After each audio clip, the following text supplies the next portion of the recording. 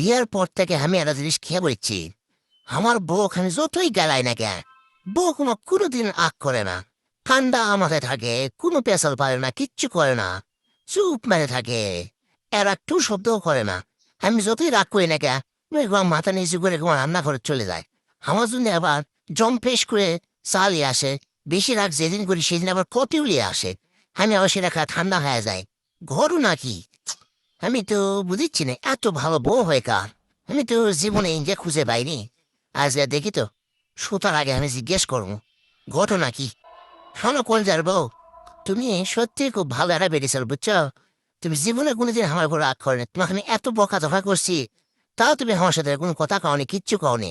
Inca বউ পা আমার জন্য ভাগ্যের ব্যাপার। আমি খুবই সুখী। কে কি আছে উনকা করে করছো কে?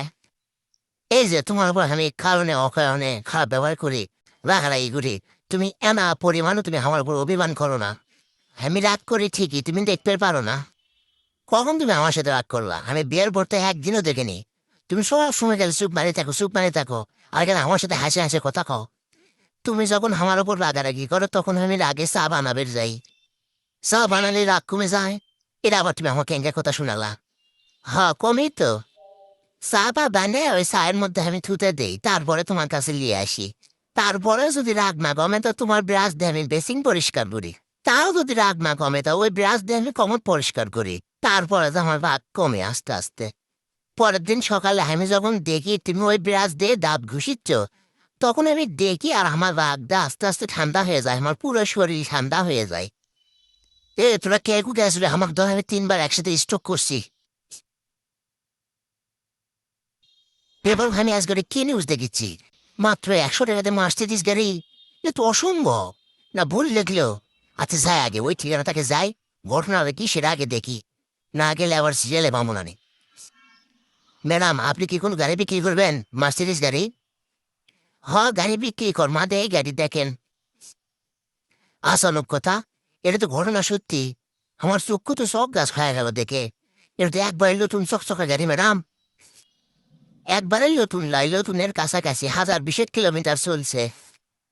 তা আমি যে দেখলো বিজ্ঞাপনত যে 100 টাকা দাম, তো এই গাড়ির দাম সত্যি সত্যি 100 টাকাতে বেচবেন? না ভুল দেখছেন? আপনি ঠিকই দেখছেন, আমি 100 টাকা দিয়ে এই গাড়ি বেচবো। মাথা তো আমার ভঙ্গ করেছে, হৃদয়ের গতি তো বেড়ে গেল। পারে পারুক, দেরি না করি। আপনি এখনই 100 টাকা দিলে আমি আপনাকে এখনই গাড়ি দিয়ে দেবো। এই নেন ম্যাডাম 100 টাকা। এই নেন গাড়ির কাগজপত্র, টাকার মেমো আর চাবি।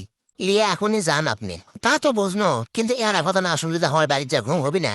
কোন তো ম্যাডাম কৃষক আপনি 100 টাকায় গাড়িটা বেচলেন? তেমন কোনো ঘটনা নেই, আমার স্বামী কয়েকদিন আগে মরে গেছে, মরার আগে উইলত লেগে থুয়ে গেছে, আমি মরে গেলে আমার গাড়িটা যেন বেঁচে দেওয়া হয়। আর এই বেচার টাকাটা পাবি তার 24 বছরের সুন্দরী সেক্রেটারি। তোরা কে কুটি আসবে আমার ধর। আমিও ম্যাডামের স্বামী লেহান্তে 3বার স্ট্রোক করছি।